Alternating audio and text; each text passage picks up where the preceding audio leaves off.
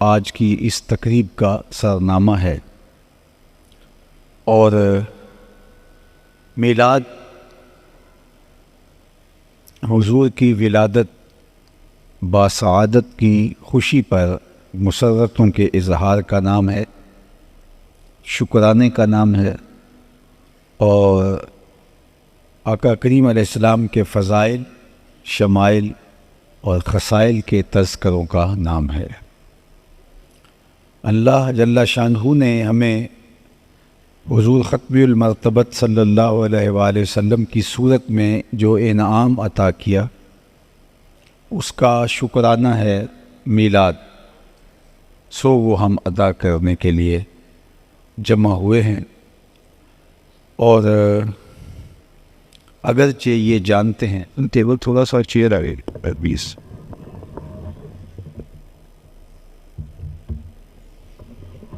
ٹھیک جی، ٹھیک ہو گئے۔ اگرچہ ہم جانتے ہیں کہ حضور کے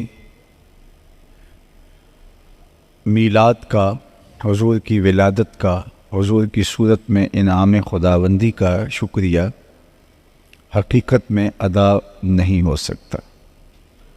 میں اپنے احباب سے یہ کہا کرتا ہوں کہ ہمارے بدن پہ اتنے بال نہیں ہیں جتنے رسول اللہ کے احسانات ہیں۔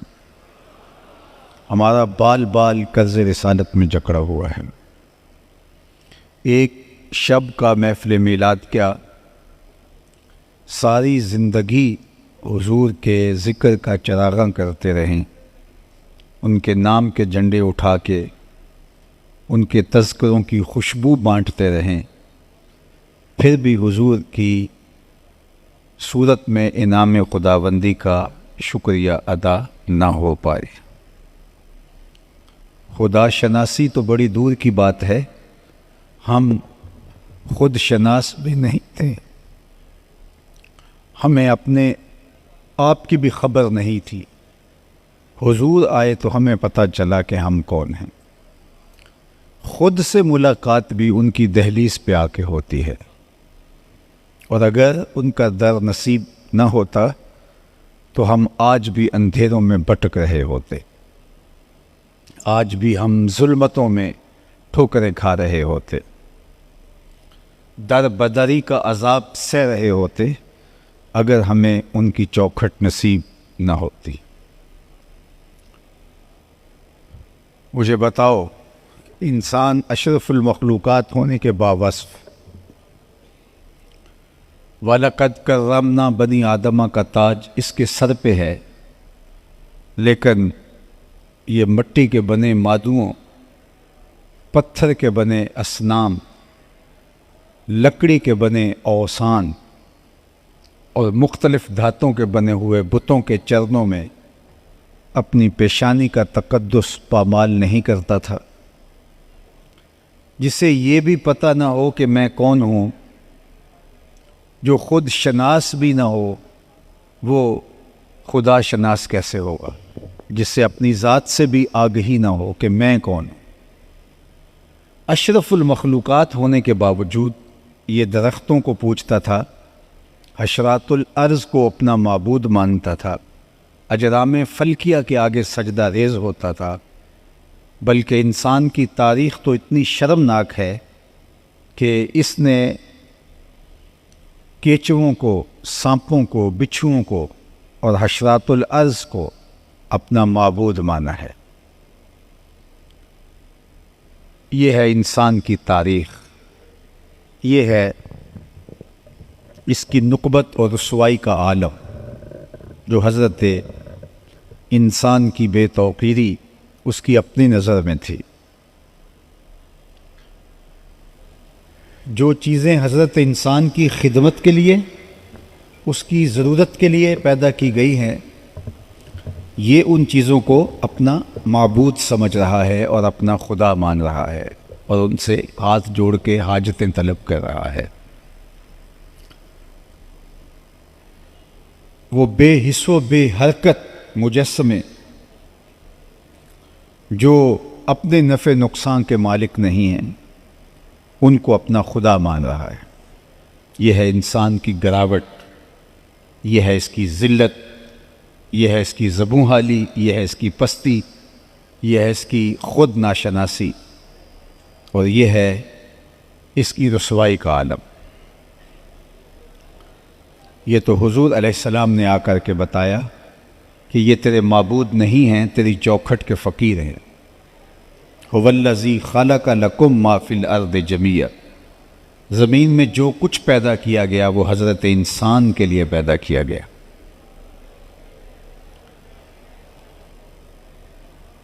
میرا خیال آگے گنجائش موجود ہے، یہ تھوڑی سی اگر رش ہے تو یہاں آپ ان کو بٹھا سکتے ہیں تاکہ پھر پیچھے آنے والے پیچھے بیٹھ سکے، اور اگر ممکن نہیں ہے تو پھر احباب کو جہاں جگہ ملے وہیں وہ رک جائیں، تاکہ یہ بڑا مخصوص سا وقت ہوتا ہے، اور اس تھوڑے وقت کے اندر جو ہے وہ ہم زیادہ سے زیادہ آپ سے ہم کلام ہونا چاہتے ہیں۔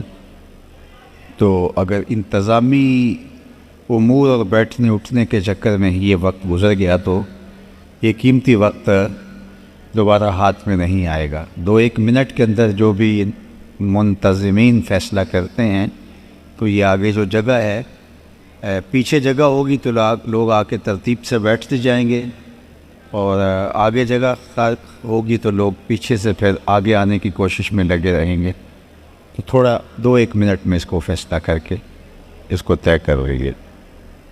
جہاں جگہ مل رہی ہے وہاں بیٹھ جائیے گا، اور باہر بھی انتظام ہے، اور جو لوگ آئیں گے وہ باہر بھی بیٹھتے چلے جائیں گے۔ جتنی اندر گنجائش ہے اس گنجائش کو اندر پر کر لیا جائے گا، اور اس کے بعد باہر جتنی گنجائش ہے وہاں لوگ بیٹھیں گے۔ اللہ آپ کو اس کا بہتر صلہ اور جزا عطا کرے۔ آپ اپنی ساری توجہات میری جانب مبذول کر دیں، جہاں جن لوگوں نے بیٹھنا تھا وہ بیٹھ گئے۔ اب اس چیز کا بہت زیادہ خیال اور دھیان رکھیے گا، منتظمین بھی بیٹھ جائیں، اور اگر کسی کو کہیں بٹھانا ہو تو خاموشی کے ساتھ، تاکہ جو ہے وہ گفتگو کا تسلسل جو ہے وہ خراب نہ ہونے پائے۔ چونکہ میں نے دیکھا ہے کہ کچھ خطیب ایسے ہوتے ہیں کہ وہ شور و غل میں بھی اپنی گفتگو کے تسلسل کو جاری رکھ لیتے ہیں، اور یہ بڑی ہمت ہوتی ہے، میں سمجھتا ہوں۔ لیکن میرا مزاج تھوڑا سا ہٹ کے ہے، وہ جو اقبال نے کہا تھا کہ نظارے کے لیے جنبش مژگاں بھی بار ہے، نرگس کی آنکھ سے تجھے دیکھا کرے کوئی۔ اقبال کہتے ہیں کبھی آنکھوں کا جھپکنا بھی طبیعتوں پہ بوجھ بن جاتا ہے۔ تو اس لیے مکمل انہماک، اور یہ میں آپ کو بتاؤں کہ یہ حضور کے ذکر کا تقاضا بھی ہے، یہ صرف میری ضرورت نہیں ہے، اور یہ میری طبی ضرورت نہیں ہے کہ میں مکمل انہماک ہو تو گفتگو کر پاتا ہوں، بلکہ یہ حضور علیہ السلام کی مجلس نور کا تقاضا ہے کہ یہاں آپ اپنے سانسوں کو بھی کنٹرول میں کریں، اس لیے کہ بات ان کی ہو رہی ہے جن پر بات ہی ختم ہو جاتی ہے۔ اس لیے اپنی تمام تر توجہات کو آپ نے مبذول کرنا ہوگا۔ تو بات یہ چل رہی تھی کہ ہم خدا شناس ہونا تو دور کی بات ہے، ہم خود شناس بھی نہیں تھے، اور اس سے بڑھ کر کیا کوئی شخص گراوٹ میں مبتلا ہو سکتا ہے جس کو یہ بھی پتہ نہ ہو کہ میں کون، جس کو خود سے آشنائی بھی نہ ہو، اس کے پلے ہوتا کیا ہے۔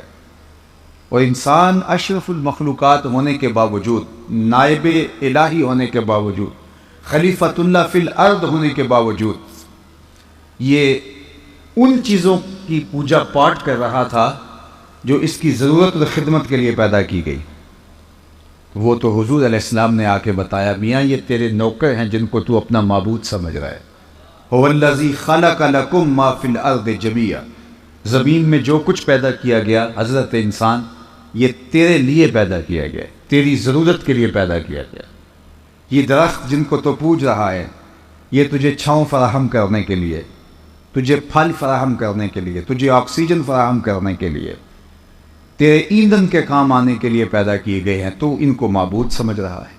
یہ جانور تیری سواری کے لیے، بار برداری کے لیے، تیری غذائی ضرورتوں کی تکمیل کے لیے پیدا کیے گئے ہیں، اور تو ان کو اپنا معبود سمجھ رہا ہے۔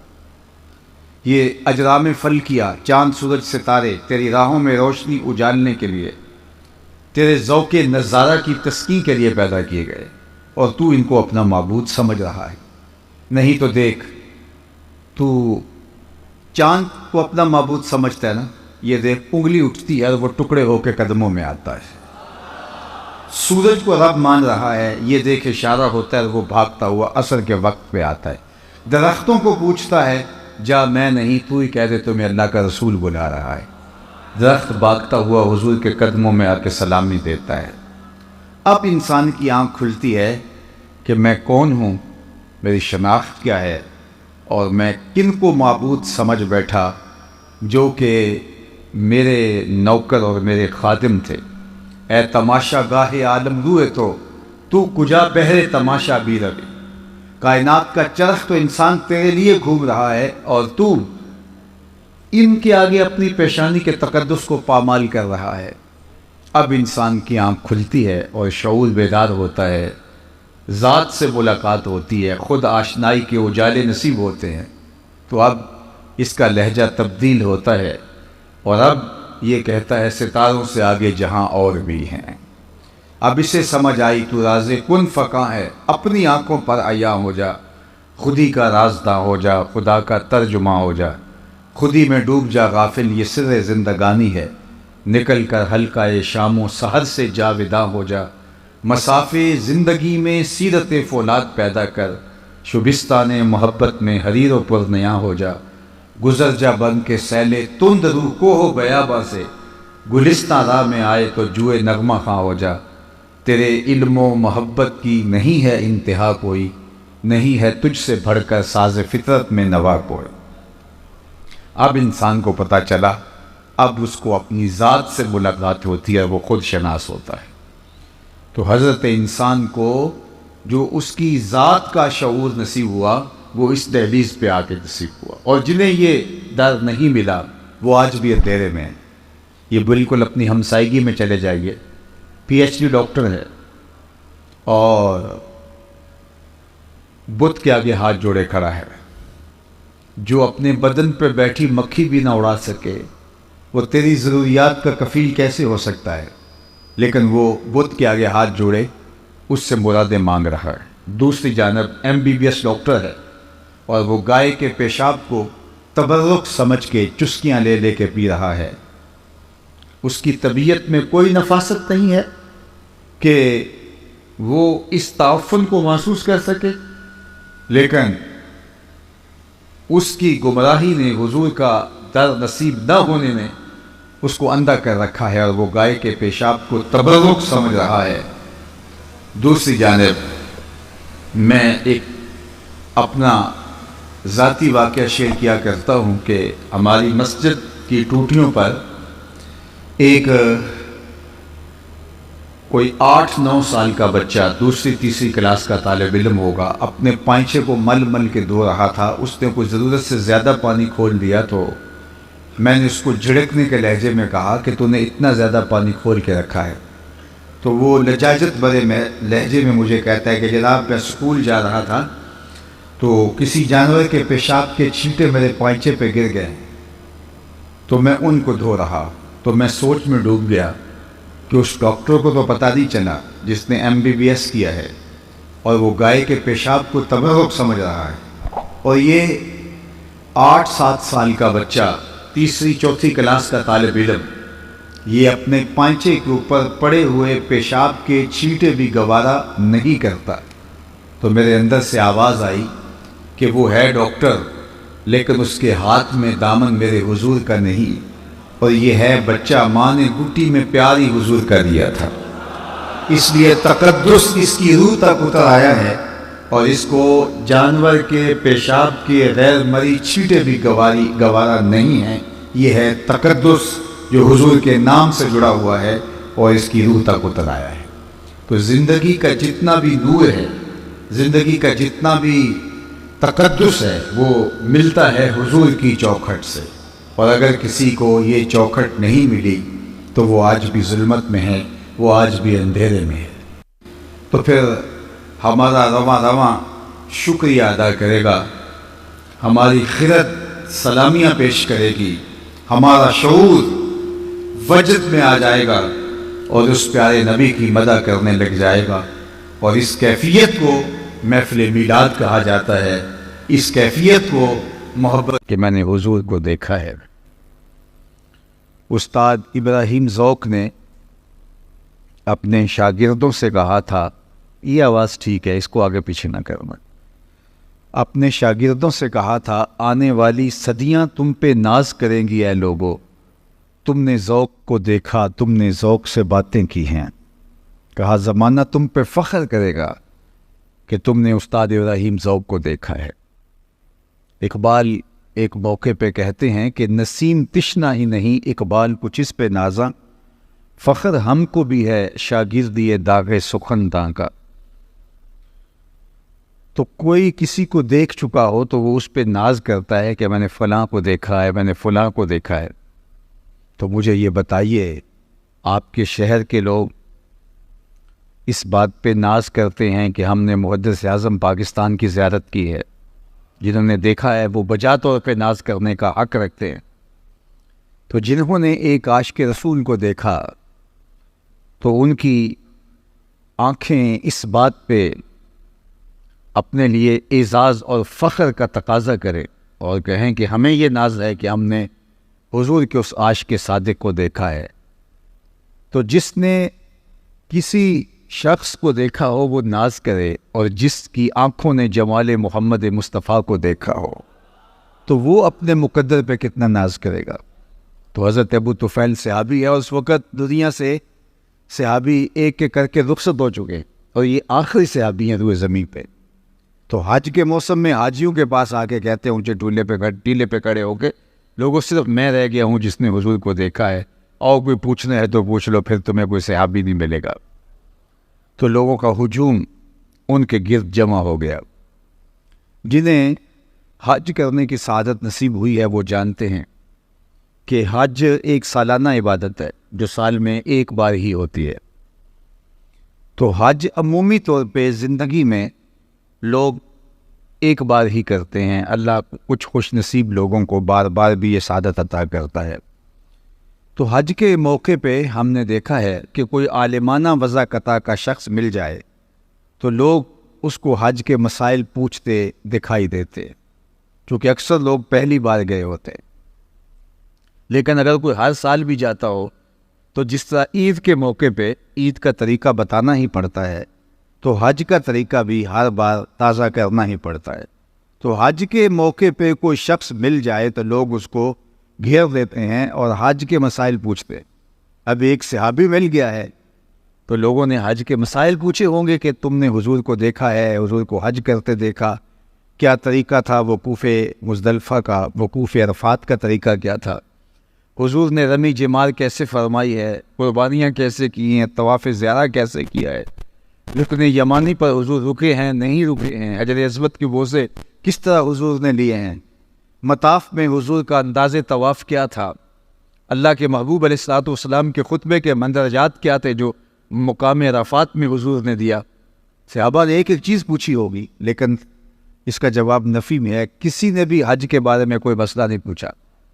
جب حضرت ابو طفیل نے کہا نا لوگوں اس وقت روئے زمین پہ میرے علاوہ کوئی نہیں جس نے حضور کو دیکھا ہو، تو لوگ ہجوم کر کے ان کے گرد جمع ہو گئے اور کہا یار بیٹھ جائے بیٹا بیٹھ جائے، آپ ڈسٹرب نہ کریں، جو جس حالت میں اس کو رہنے تھے، چونکہ وقت بہت قیمتی ہے، بڑی تیزی کے ساتھ وقت بھاگ رہا ہے، ایک ایک لمحے کی قدر کرنی ہے اور ہم نے آگے بڑھنا ہے اور مختصر اپنی بات کو آگے لے کر کے جانا ہے۔ تو حضرت ابو طفیل رضی اللہ تعالی عنہ سے کہا، کسی نے یہ مسئلہ نہیں پوچھا کہ حضور نے حج کیا کیسے کیا اور تاریخ کیا ہے، تاریخ کے ورق اٹھائیے، لوگ ان کے گرد دیوانہ وار جمع ہو گئے جس طرح پروانہ چراغ کے گرد جمع ہوتا ہے۔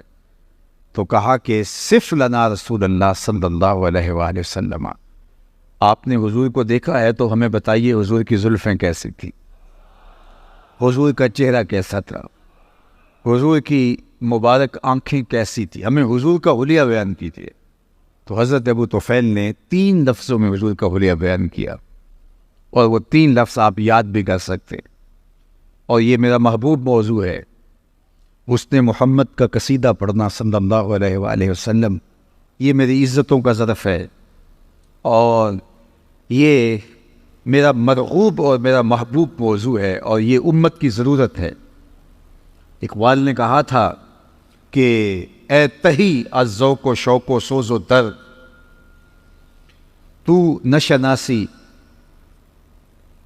کہ عہد ما با ما چے کر، عہد ما ماراز ما بیگانہ کر، از جمال مصطفیٰ بیگانہ کر۔ اقبال نے کہا تھا اے ذوق، شوق اور کیفیت و درد کی دولت سے عاری شخص، تو نہیں جانتا کہ تیرے ساتھ ہوا کیا۔ اس زمانے نے تیرے ساتھ کیا اور تجھے کہیں کا نہ چھوڑا، تیرے ساتھ زیادتی کیا ہوئی۔ تو پھر آگے چل کے کہا کہ عہد ما ماراز ما بیگانہ کر، ہمارے عہد نے ہمیں ہم سے ہی بیگانہ کر دیا۔ کیوں؟ از جمال مصطفیٰ بیگانہ کر، ہمیں حضور کے جمال سے بیگانہ کر دیا۔ جب امت حضور کے جمال سے دور ہوتی ہے تو پھر وہ امت اپنا سب کچھ کھو دیتی ہے۔ یہ جو حضور کی ذات کو وجہ نزا بنایا گیا اور ایسے موضوعات چھیڑے گئے، تو اس سے امت کی حضور کے ساتھ عقیدت کو کمزور کرنا مقصود تھا، اور امت الجھ کے رہ گئی۔ اور وہ ذات جو شعور، فہم، ادراک کی حدود سے ورا ہے، لوگ مسجدوں میں ترازو لے کے بیٹھ گئے، اس ذات کو تولنے لگے۔ تو پھر بچا کیا؟ جو محبت جس سے کرنی تھی، جس کے حسن کے قصیدے پڑھنے تھے، اس کو جب تولنے ناپنے بیٹھ جائیں گے تو پھر باقی کیا بچتا ہے؟ تو میں کہا کرتا ہوں ڈٹھے ورق قرآن دے پھول سارے، تیری شان جیا نہیں کوئی اور ڈٹھا، تیری شان دا کرے مقابلہ جڑا، انہوں عاشقاں اصلی چور ڈٹھا۔ کوئی نور آکھے کوئی بشر آکھے، پیندہ رات دینی ایہو شور ڈٹھا، اللہ والیاں گل مکا دیتی تسا ہور ڈٹھا سا ہور ڈٹھا۔ تم نے حلیمہ کی بکریوں کے پیچھے پیچھے دیکھا ہے، سجدہ پر جبریل کے آگے آگے نہیں دیکھا۔ عہد ما ماراز ما بیگانہ کر، از جمال مصطفیٰ بیگانہ کر۔ اقبال نے کہا کہ ہمارے ساتھ جو زیادتی ہوئی وہ یہ ہوئی کہ ہمارے عہد نے ہمیں ہم سے ہی دور کر دیا۔ وہ کس طرح؟ کہ ہمیں حضور کے جمال سے، حضور علیہ الصلوۃ والسلام کے حسن سے دور کر دیا۔ جب ہم حسن محمد صلی اللہ علیہ وسلم سے دور ہو گئے تو ہمارے ہاتھ سے دین سرک گیا، رسمیں رہ گئیں، لیکن دین حقیقت، اور حقیقت دین کی، وہ ہم سے روٹ گئی۔ تو اس لیے آئیے ہم اس قصیدے کو چھیڑتے ہیں۔ تو حضرت ابو طفیل رضی اللہ تعالیٰ عنہ نے 3 لفظوں میں حضور علیہ السلام کا حلیہ بیان کیا۔ وہ 3 لفظ آپ یاد کر سکتے ہیں۔ میں نے کتب میں پڑھا ہے کہ جو شخص یہ چاہے کہ لوگ اس سے محبت کریں تو وہ حضور کے حسن کا قصیدہ پڑھے، لوگ اس کو ٹوٹ کے چاہیں گے، وہ محبوب خلائق ہو جائے گا، اللہ کی مخلوق اس کو محبت کرنے لگ جائے گی۔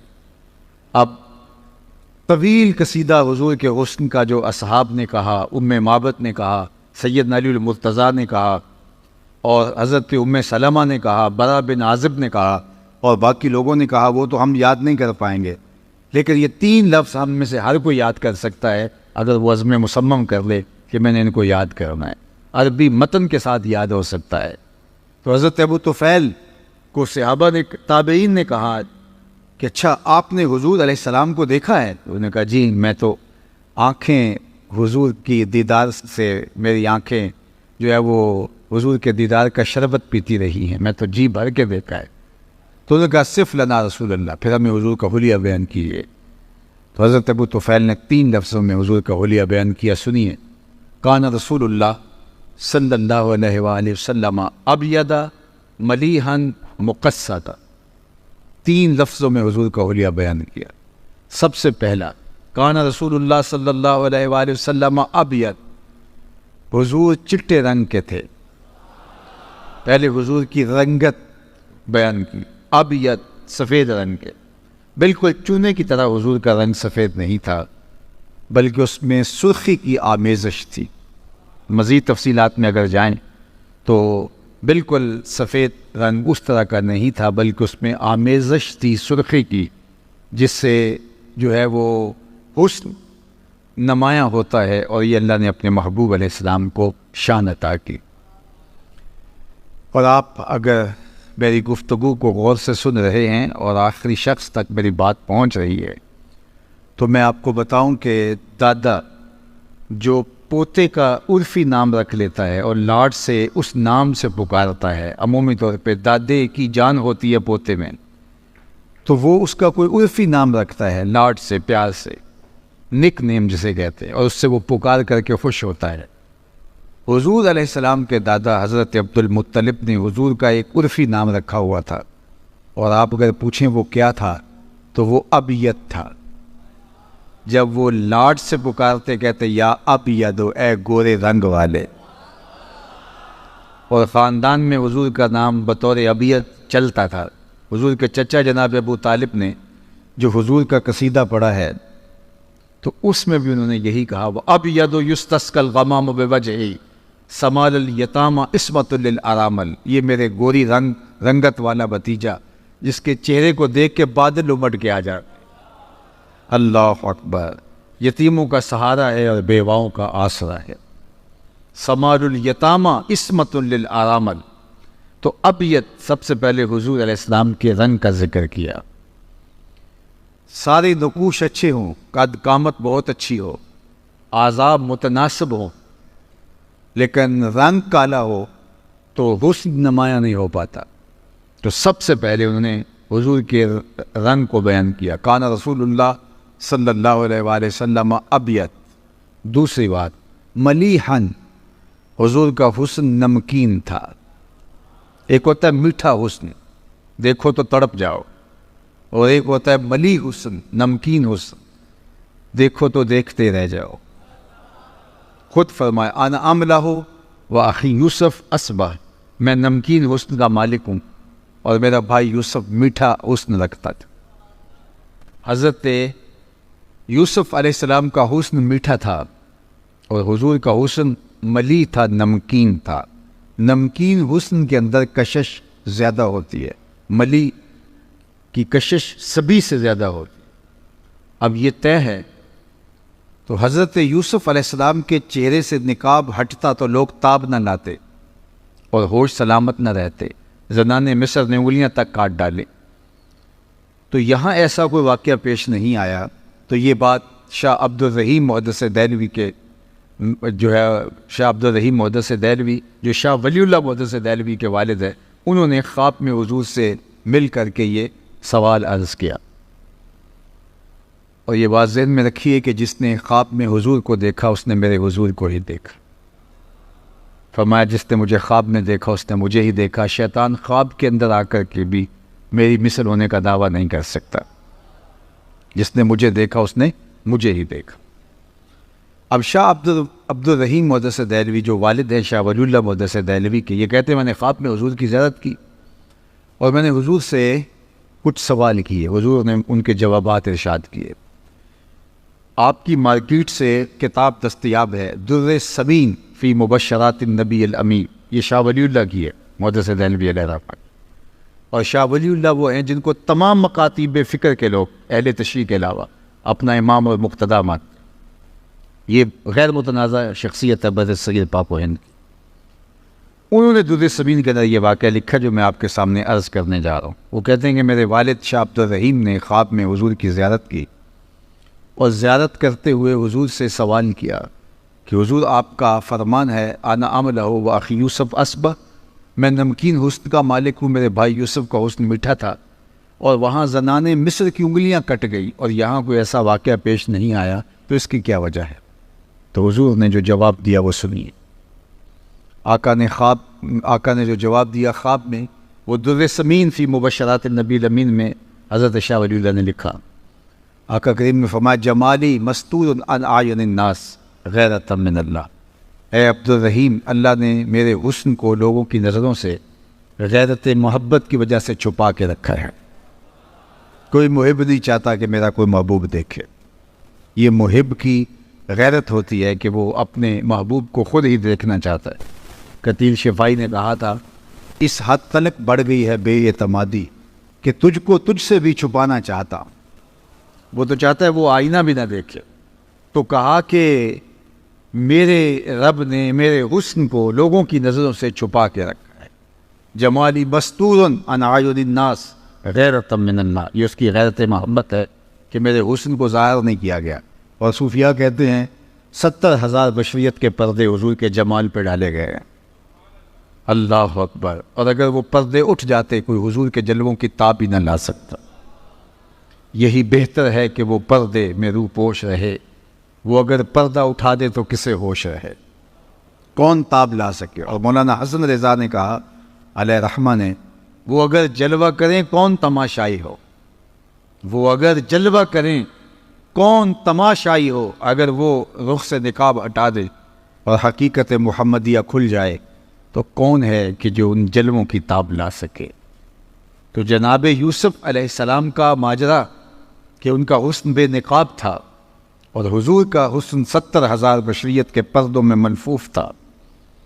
وہاں زنان مصر کی انگلیاں کٹ گئیں تو وہ حسن بے نقاب تھا, اور یہ حسن ملی اس سے کہیں بڑھ کے تھا, لیکن 70,000 پردوں میں ملفوف رہا اور کسی کی تاب نہیں تھی کہ جو ہے وہ دیکھ لیتا اگر وہ حسن بے نقاب ہوتا. لیکن اس کے باوجود بھی حضرت حسان بن ثابت رضی اللہ تعالیٰ عنہ فرماتے ہیں کہ میں ان چند لوگوں میں سے ہوں جو حضور کا حلیہ بیان کرتے ہیں. یہ بڑے لطف کی بات ہے جو آپ کو بتانے جا رہا ہوں کہ حضور کو 1,44,000 صحابہ نے دیکھا ہے, لیکن حضور کا حلیہ بیان کرنے والوں کی تعداد 3 درجن سے زیادہ نہیں ہے. 34-35 لوگ ہیں جو حضور کا حلیہ بیان کرتے ہیں, جبکہ دیکھا کتنے لوگوں نے ہے 1,44,000. تو وہ ایک دوسرے سے پوچھا کرتے تھے بتاؤ حضور کیسے تھے, کہا تم نے نہیں دیکھا, کہا دیکھ کر کے بھی نہیں دیکھا. تو حضرت حسان بن ثابت کہتے ہیں کہ جو میں حضور کا حلیہ بیان کرتا ہوں میرے پاس دیکھنے کا ایک طریقہ آ گیا تھا. فلما نظرت الى انوارہ فوضعت کفی علی عینی خوفا من ذہاب بصری. میں اپنی آنکھوں پر انگلیاں رکھ کے انگلیوں کی اوٹ سے حضور کا چہرہ دیکھتا تھا کہ حضور کے جلووں کی تابش سے میری آنکھوں کی بینائی نہ جاتی رہے. یہ چھپے ہوئے حسن کا عالم ہے, یہ چھپے ہوئے حسن کا عالم ہے. اور اگر یہ حسن بے نقاب ہوتا تو پھر کون اس کے جلووں کی تاب لا سکتا. تو کہا انا املہ, میں نمکین حسن والا ہوں. وَأَخِي یوسف اصبح, اور میرے بھائی یوسف کا حسن سبی تھا. اللہ اکبر. اور وہ سبی حسن کی طاقت یہ ہے کہ زنان مصر تاب نہ لا سکے. انہوں نے کہا غلام پہ دل ہار گئی. جب یہ شہرت پھیل گئی کہ زلیخا دل دے بیٹھی ہے تو لائی تو خرید کے تھے, تو کہا غلام پہ دل ہار بیٹھی. تو اب زلیخا نے سوچا کہ اب میں ان کو دلائل دیتی پھروں گی تو کتنی دیر تک دلائل دوں گی, یہ تو نہیں مانیں گی. اقبال علیہ رحمہ نے کہا تھا نا کہ تیرا علاج نظر کے سوا کچھ اور نہیں, خیرت کے پاس خبر کے سوا کچھ اور نہیں, تیرا علاج نظر کے سوا کچھ اور نہیں. اس نے عالی مرتبت خاندانوں کی بیگمات کو اپنے گھر میں بلایا, دعوت کی, ہاتھوں میں ناشپاتیاں دیں اور چھریاں دیں اور ان کو کھانے کے لیے کہا. اور ادھر جا کے جناب یوسف سے کہا وقالت تخرج علیہن, 2 لمحوں کے لیے آ جائے, میری محبت کی لاج رہ جائے. اور جناب یوسف رخ سے نقاب سرقا کر کے جب گزرے تو جنہوں نے ناشپاتیاں کاٹ دی تھی وفور شوق میں انہوں نے اپنی انگلیاں کاٹے. اللہ اکبر. اور کیا کہا وَقُلْنَا حَاشَ لِلَّهِ مَا هَٰذَا بَشَرًا إِنْ هَٰذَا إِلَّا مَلَكٌ کریم. یہ کوئی بشر نہیں, یہ تو کوئی مقرب فرشتہ لگتا ہے. جب تک دیکھا نہیں تھا تو کہتی تھی غلام ہے, دیکھ لیا تو بولی امام ہے. اللہ اکبر. تو یہ سارے جھگڑے اس لیے ہیں کہ لوگوں نے دیکھا نہیں. جو دیکھ لیتے ہیں وہ جھگڑے نہیں کرتے, وہ جانے مارتے ہیں. یہ جھگڑے وہ کرتے ہیں جنہوں نے دیکھا نہیں. پیر وارث شاہ نے کیا خوب کہا تھا, جنہ ویکھیا نہیں ہو کرن گلنا, جنہ ویکھیا نہیں ہو کرن گلنا, جنہ ویکھیا ہو تے بول دے نہیں, جڑے محرم راز حقیقت دے اور راز حقیقت کھول دے نہیں. اس لیے یہ جھگڑے ہیں اس لیے کہ لوگوں نے میرے حضور کو دیکھا نہیں. جنہوں نے دیکھ لیا انہوں نے جانے وار دی. اللہ اکبر.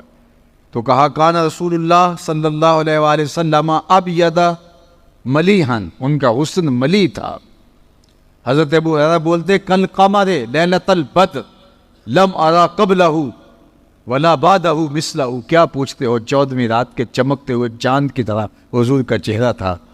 اور پھر بولے نہیں نہیں نہیں, یہ تو تمہیں بیان کرنے کے لیے بتایا ہے, حضور جیسا نہ پہلے دیکھا نہ کبھی بعد میں دیکھا.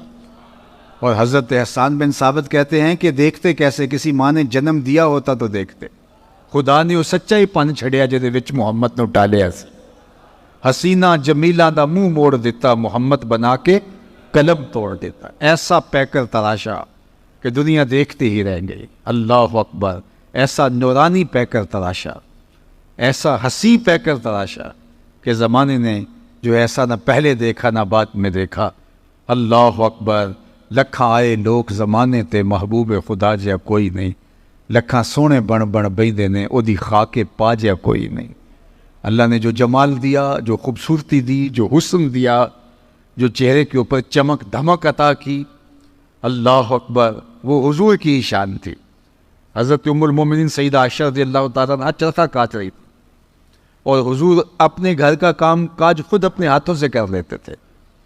تو حضور کسی کام میں لگے تھے کہ حضور کی مبارک پیشانی پر پسینے کے قطرے نمودار ہوئے، اور جب حضور کے رخ نور پر پسینے کے قطرے نمودار ہوئے تو یہ چرخہ کاٹتے کاٹتے رک گئی۔ تو جب آواز ختم ہوئی، یہ ایسی کھوئی نہ حضور کے چہرہ نور پر دیکھتے دیکھتے کہ یہ چرخہ بھول گیا۔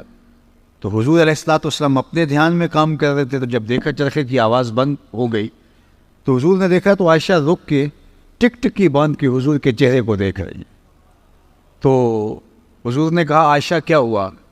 تو حضرت ام المومنین نے کہا حضور آج اگر ابو کبیر الحزلی ہوتا تو اسے اپنے شعر کا مصداق آپ کا چہرہ دکھائی دیتا، جس پہ اس نے اپنے محبوب کے رخساروں پر جو ہے وہ شبنمی قطروں کا ذکر کیا ہے۔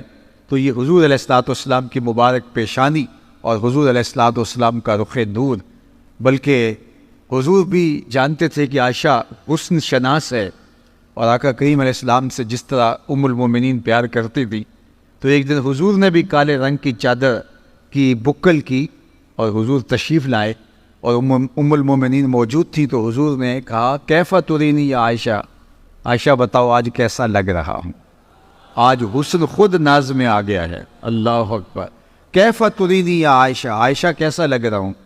تو ام المومنین نے جو جواب دیا وہ بھی سنیے۔ سید عائشہ نے کہا حضور چادر کی سیاہی نے آپ کے چہرے کی سفیدی کو نکھار دیا، اور آپ کے چہرے کی سفیدی نے آپ چادر کی سیاہی کو نکھار دیا۔ وہ حسن تھا حضور کا، کل قمر لیلۃ البدر لم ارا قبلہ ولا بعدہ مثلہ۔ کہا کیا پوچھتے ہو، 14ویں رات کے چمکتے ہوئے چاند کی طرف میرے حضور تھے۔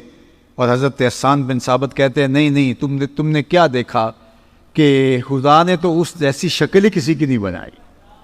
اللہ اکبر، وہ ایسا نور برستا تھا چہرے سے، ایسے انوار پھوٹتے تھے۔ اذا ضحک یتلالأ فی الجدر، جب حضور مسکراتے تھے تو حضور کے چہرے سے نکلنے والی شعاؤں سے اطراف کی دیواریں چمکنے لگتی۔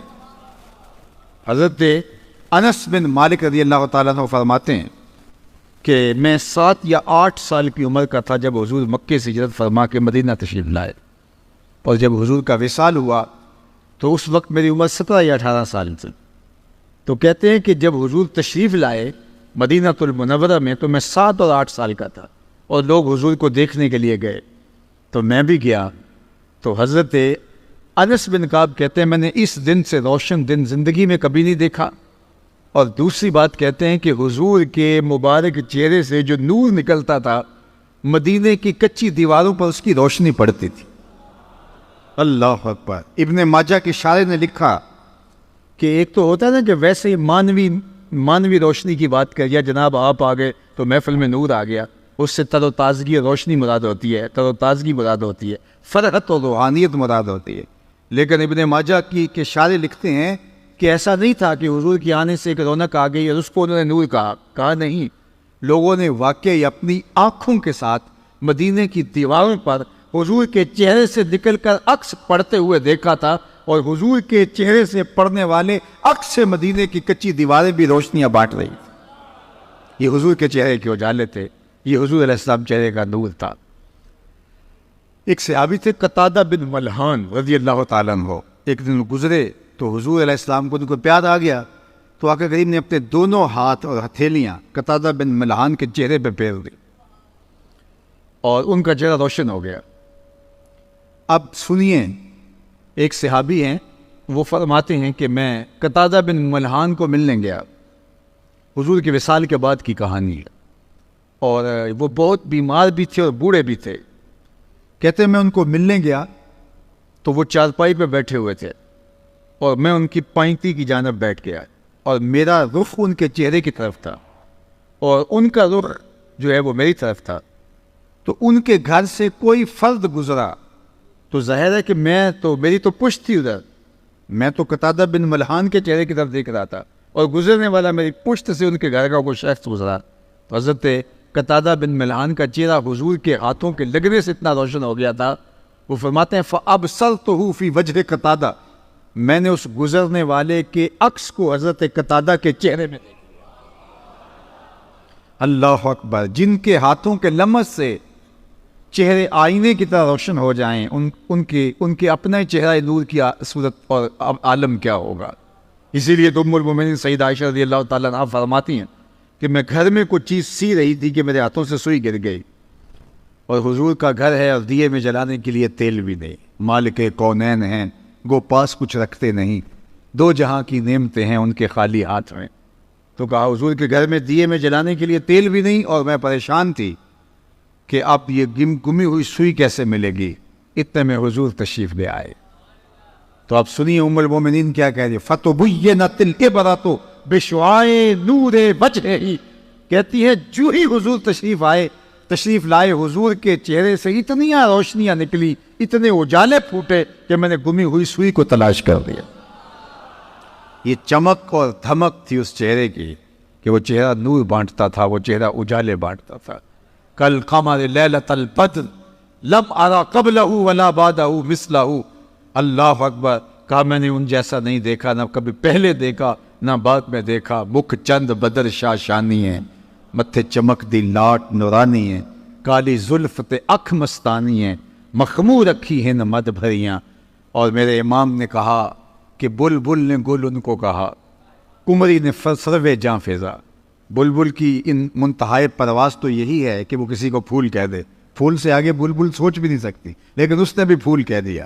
ذرا شعر کا حسن دیکھیے، بلبل نے گل ان کو کہا، کمری نے سروے جاں فضا، حیرت نے جھنجھلا کر کہا یہ بھی نہیں وہ بھی نہیں، خورشید تھا کس زور پر، کیا بھڑ کے چمکا تھا قمر، بے پردہ جب وہ رخ ہوا یہ بھی نہیں وہ بھی نہیں۔ وہ جمال، وہ حسن، وہ خوبصورتی اللہ نے اپنے محبوب کے چہرہ انور کو عطا کی۔ تو فرمایا ملیحن، اور تیسری چیز فرمائی مقصدہ، حضور متوازن تھے، اور یہ بہت کمال حضور کے حسن کا ایک نمایاں پہلو ہے۔ چیزوں کا توازن حسن ہوتا ہے۔ کسی کا پیٹ اٹھا ہوا ہو اور جو ہے وہ سینہ پیچھے کی طرف ہو تو اچھا بھلا انسان اپنی خوبصورتی کھو دیتا ہے، اور پیٹ بہت زیادہ چپکا ہوا ہو تو پھر بھی خوبصورتی وہ نہیں رہتی۔ تو بہترین توازن کیا ہے؟ سینہ اور پیٹ دونوں برابر ہوں، یہ ہے توازن۔ اب سنیے حضور کا توازن، کان رسول اللہ صلی اللہ علیہ وآلہ وسلم سواء الصدر والبطن، حضور کا سینہ اور پیٹ دونوں برابر تھے۔ قد بہت لمبا ہو تو وہ بھی عجیب لگتا ہے، پست قامتی بھی عیب ہے، لیکن سنو حضور کا حسن، کان رسول اللہ صلی اللہ علیہ وآلہ وسلم لیس بالطویل الممغط ولا بالکثیر المتردد، حضور کا قد لمبا بھی نہیں تھا، حضور کا قد چھوٹا بھی نہیں تھا، درمیانی قد و قامت، درمیانی سے تھوڑی سی اٹھتی ہوئی۔ لیکن سنو جو دوسری کہانی ہے، حضور کا قد لمبا نہیں تھا، حضور پست قامت بھی نہیں تھے، حضور کی قد و قامت متوازن تھی، اور اونچے اونچے قد کے لوگ مجمع صحاب میں موجود ہوتے تھے، حضرت عباس، حضرت عمر، لیکن حضور جب موجود ہوتے، اللہ اذا جامع الناس غمرہم، حضور کا قد لمبا نہیں تھا، لمبے لمبے قد والے لوگ کھڑے ہوتے اور مجلس میں موجود ہوتے، لیکن حضور تشریف لاتے تو حضور کے کندھے لوگوں کے سروں سے اونچے دکھائی دیتے۔ قد لمبا نہیں تھا لیکن اٹھتا ہوا قد حضور کا ہی دکھائی دے۔ اللہ اکبر! یہ حسن تھا، یہ حضور کا جمال تھا۔ ابل الذرائین والسعدین والزندین، ہاتھ، کلائیاں، بازو سب اعتدال کے ساتھ حسین۔ اللہ اکبر! کان رسول عظیم الحامہ حضور کا سر انور موزونیت کے اعتبار سے بڑا خوبصورت تھا، آنکھیں سرمگی تھی، بال مکمل گھنگریالے بھی نہیں تھے، بالکل سیدھے بھی نہیں تھے، بلکہ تھوڑا سا خم لیے ہوئے تھے۔ توازن، ہر معاملے میں حضور کا توازن اللہ نے اپنے محبوب کو عطا فرمایا، اور یہ حسن اللہ نے اپنے محبوب کو عطا فرمایا۔ یہ باب ہے حضور کے حسن کا، اور یہ میلاد کا عنوان ہے۔ ایک حدیث آپ کے سامنے رکھی اور مضمون اگر اسی پر آگے لے کر کے جائیں تو یہ عنوان ہی ایسا ہے کہ انسان کی حیرتوں کی انتہا جو ہے وہ یہاں ہے کہ میں کیا کہوں اس حسن مجسم کے بارے میں۔ اعظم چشتی نے قلم توڑ دیا کہ سمجھا نہیں ہنوز میرا عشق بے ثبات، سمجھا نہیں ہنوز میرا عشق بے ثبات، تو کائنات حسن ہے یا حسن کائنات۔ ذرا شعر کا حسن دیکھیے، حضور کا ذکر آیا تو شعر میں حسن آ گیا، تو ذرا شعر کا حسن اور جمال دیکھیے۔ سمجھا نہیں ہنوز میرا عشق بے ثبات، ایک کہا کہ میرا عشق بے ثبات ہے، تیرا حسن فراواں ہے۔ حافظ شیرازی نے کبھی کہا تھا نا کہ ز عشق ناتمام ماں جمال یار مستغریس، بآب و رنگ و خال و خط حاجت روح زیبارہ۔ ہمارے ناتمام عشق، ہمارے ادھورے عشق سے اس کا حسن بے نیاز ہے۔ ہمارے عشق ادھورے ہیں، ہمارے عشق پورے نہیں ہیں، ناتمام عشق اور اس کا حسن مکمل، تو پھر جو نامکمل عشق ہے وہ حسن مکمل کی تصویر کھینچ کیسے سکے؟ کوئی ایسی دور بھی ایجاد نہیں ہوئی جو اس کو احاطے میں لے آئے، کوئی ایسا کیمرہ ایجاد نہیں ہوا جو اس حسن کو جو ہے وہ کیپچر کر سکے، اس لیے کہ ہمارے کیمرے نامکمل ہیں، وہ حسن فراواں ہے۔ اس چکا چوند کو ہمارے تخیل کے کیمرے کبھی بھی جو ہے عکس بند نہیں کر سکتے۔ اب سنیے حافظ شیرازی کے لفظ، ز عشق ناتمام ماں جمال یار مستغریس، اس کا جمال حبیب اور اس کی تابانیاں اور اس کی تابشیں وہ ہمارے ادھورے عشق کے بس کی روگ نہیں ہے۔ اللہ اکبر، بآب و خال و خط حاجت روح زیبارہ۔ کا جو سونے ہوتے ہیں ان کو کنگھیوں کی ضرورت نہیں ہوتی، ان کو میک اپ کی ضرورت نہیں ہوتی، ان کو کسی کی تعریف کی ضرورت نہیں ہوتی، تو ان کا حسن فراواں ہے، ہمارا عشق ناتمام ہے۔ لیکن سادی دو قدم آگے بڑھ کے ایک بات کر گیا، اللہ اس کی قبر پہ کروڑوں رحمتوں کا نزول کرے۔ سادی کہتا ہے، نہ حسن شغایت دارت، نہ سادی را سخن پایا۔ کسی نے تو بے بسی کا اظہار کر دیا، میرا عشق ناتمام ہے، لہٰذا میں آگے بڑھ نہیں سکتا، میں یہیں سے واپس آ رہا ہوں۔ لیکن سادی نے کہا کہ میں واپس تو نہیں آؤں گا، لیکن عشق میرا ناتمام ہی ہے۔ اب ذرا اگر آپ کی توجہ ہو اور آپ کا ذوق میرے ذوق کے ساتھ جو ہے وہ کوئی جڑ رہا ہو تو اس شعر کا لطف لے لیجئے۔ وہ کہتے ہیں، نہ حسن شغایت دارت، نہ سادی را سخن پایا، نہ حسن شغایت دارت، نہ سادی را سخن پایا، بمیرت تشنا مستسقی و دریا ہم چنا باقی۔ یہ جس کو بیماری ہو جائے استسقا کی، تو جتنا مرضی اس کو پانی پلا دیں تو وہ شراب نہیں ہوتا۔ تو یہ بیماری ہے استسقا، جو کسی کو لگ جائے تو وہ پانی پیتا ہے اور سیراب نہیں ہوتا، جتنا بھی پلائیں وہ بار بار پانی مانگتا ہے لیکن اس کی پیاس نہیں بجھتی۔ تو ایسے مریض کو کہتے ہیں مستسقی، جس کو استسقا کا مرض لگ گیا ہے۔ اب شعر کا مزاج سمجھیے، شعر کا مفہوم سمجھیے، نہ حسن شغایت دارت، نہ سادی را سخن پایا۔ سادی کہتے ہیں اس کے حسن کی انتہا نہیں، لیکن سادی بھی کب تھکنے والا ہے، نہ اس کے حسن کی انتہا اور نہ سادی کا کلام جو ہے اس کی کوئی انتہا۔ تو پھر ہوا کیا؟ کہا، بمیرت تشنا مستسقی و دریا ہم چنا واقعی۔ کہانی یوں بنی کہ دریا کے کنارے ایک مستسقی، ایک استسقا کے مرض والا پانی پی پی کے پیاسا ہی مر گیا، لیکن دریا یوں ہی چل رہا ہے، دریا یوں ہی چل رہا ہے اور وہ پیاسا مرا ہوا ہے۔ اور کتنے پیاسے اس دریا کے کنارے سیراب ہو کے، لیکن پھر بھی سیراب نہ ہوئے، اور کوئی ادھر گرا ہے کوئی ادھر گرا ہے، وہ دریا ہم چنا باقی، لیکن دریا ایسے ہی جاری ہے۔ اس لیے ہم تو آگے بڑھ نہیں سکتے۔ اور یہاں غالب نے قلم توڑتے ہوئے کہا، غالب ثنائے خواجہ بیزداں گزاشت فیم، کہاں ذات پاک مرتبہ دان محمد از۔ غالب جب ہمارے بس کا روگ نہیں ہے تو ہم کیوں بات کریں، وہ جانے اور اس کا کام جانے۔ لا یمکن الثناء کما کان حقہ، بعد از خدا بزرگ توئی قصہ مختصر اسی کی ضروری نالے ساڈا کی بیان ہے او دیاں تے خوبیاں دا نات خاں قرآن ہے صورتاں سپارے رنگ نبی دے جمال دا لب کے لے آواں کتوں سونا تیرے جو مرضی کرتے پھر بے بسی کا اظہار ہے نہ حسن شغایت دارت نہ سادی را سخن پایا بمیرت تسنا مستسقی و دریا ہم چنا باقی اس لیے ہم یہاں بے بس ہیں. اب یہ عنوان کہ ان کے حسن فراواں کی کشش اور چمک آج بھی زمانہ اس سے روشنی اور آج بھی اجالا اور نور لے رہا ہے. کائنات کے اندر یہ جتنے بھی اجالے آج بھی موجود ہیں یہ حسن محمد کی زکوٰۃ ہے, یہ ان کے حسن کی خیرات ہے, اور وہ حسن آج بھی بڑھ رہا ہے اور اس کے فیض و برکات آج بھی جو ہے وہ عالم کو نصیب ہو رہے ہیں. دوسری بات حضور کے خصائل, یہ عنوان ہے. اب وقت کی دامت میں اتنی گنجائش دی کہ میں عنوان کا مضمون چھڑوں, لیکن 5 جملے سن لیجئے تشریح کے بغیر جو حضور کی سیرت کا سرنامہ ہے, اور یہ بخاری شریف اور باقی کتب تواریخ اور سیر کے اندر موجود ہے. لیکن اس کی روایت کس نے کی ہے, یہ کس کے کلمے ہیں؟ یہ سیدہ حضرت خدیجۃ الکبریٰ رضی اللہ تعالی عنہا کی رائے ہے حضور علیہ السلام کے بارے میں. یہ ہے حضور کی سیرت کا آئینہ, حضور کی سیرت کا ایک آپ شمع دیکھنا چاہیں, حضور کی سیرت کا ایک عنوان دیکھنا چاہیں تو صرف یہ 5-6 عنوان دیکھ لیجئے. جب پہلی وحی نازل ہوئی اور حضور علیہ السلام پر ایک کیفیت طاری ہوئی, اور حضور جب گھر آئے کہا زملونی, مجھے چادر اڑا دو, مجھے سردی کا احساس ہے, تو ام المومنین نے حضور کو تسلی دیتے ہوئے جو 5 یا 6 جملے کہے تھے, بعض روایات میں 5 ہیں, بعض روایات میں 6 ہیں.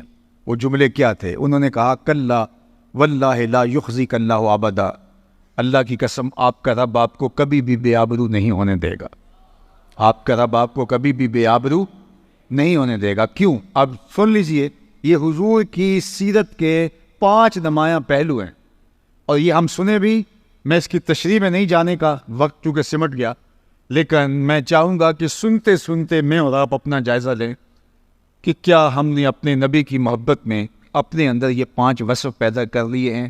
اگر کر لیے ہیں تو ہمیں مبارک ہو, اور اگر نہیں کیے تو آج کی اس مجلس کے اندر میں اور آپ عہد کر کے اٹھیں کہ مالک تیرے محبوب علیہ السلام کی سیرت کے یہ 5 نمایاں پہلو ہم اپنے اندر پیدا کرنے کی کوشش کریں گے, مدد تو کرنا.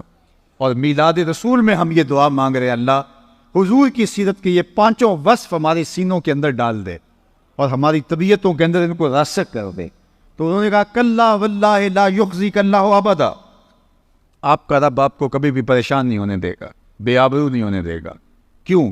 انک لتصل الرحم وتحمل الکلہ وتکسب المعدوم وتقری الضیف وتعین علی نوائب الحق. یہ 5 خوبیاں حضور کی انہوں نے بیان کی. سب سے پہلی انک لتصل الرحم, آپ رشتہ داروں کے ساتھ سلوک اچھا کرتے.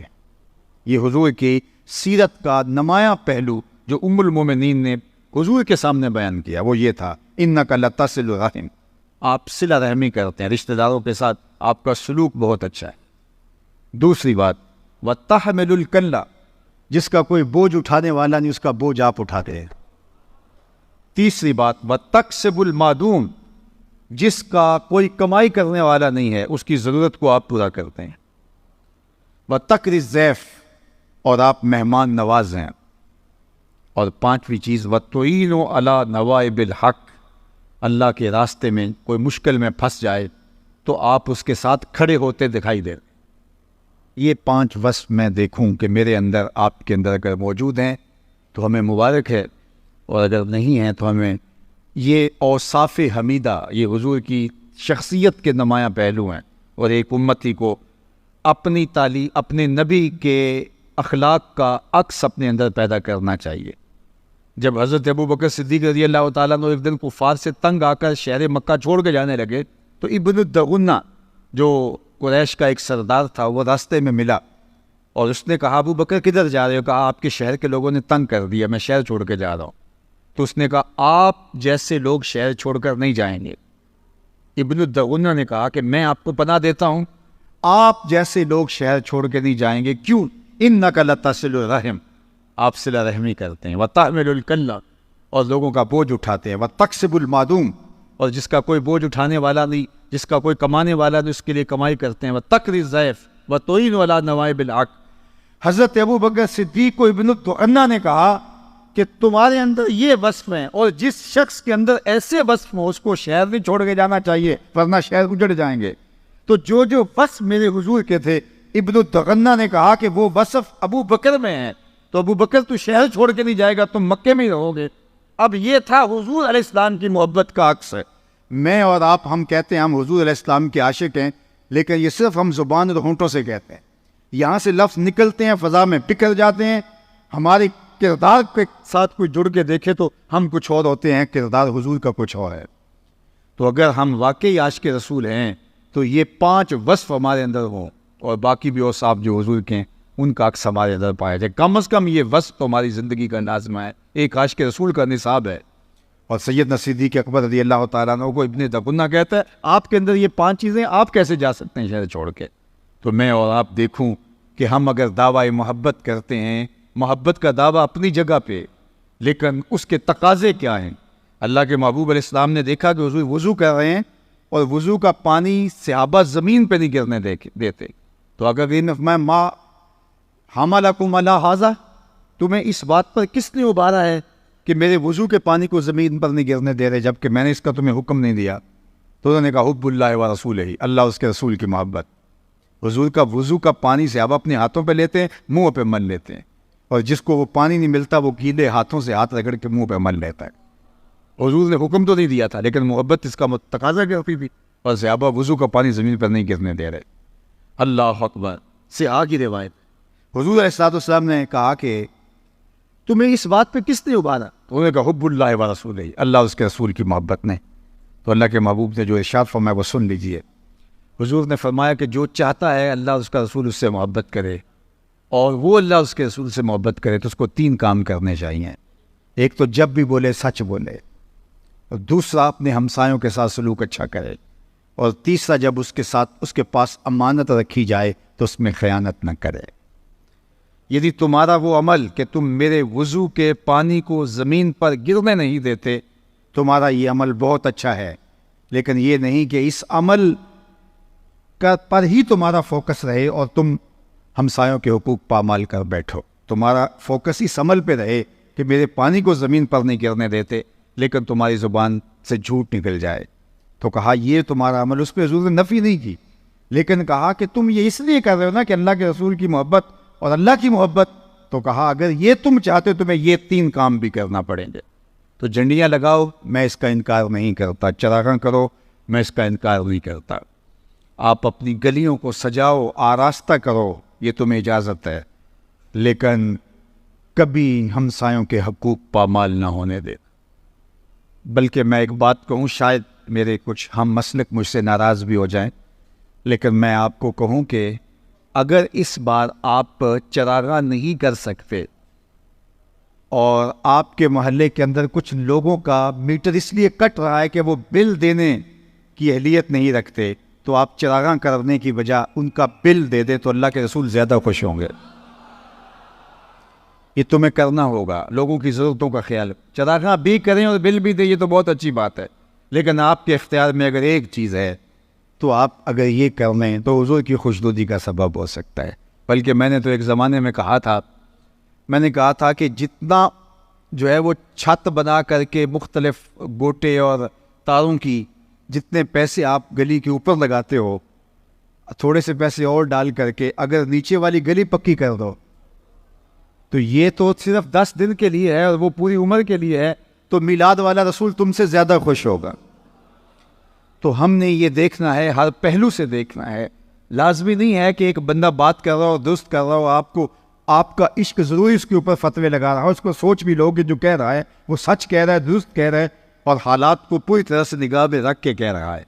اس لیے جو ہے وہ اپنے بدیروں کو ضرور سجاؤ، لیکن اگر آپ کی ہمسائیگی کے اندر اندھیرا ہے تو اس اندھیرے کو دور کرنے کی کوشش کرو، حضور خوش ہوں گے۔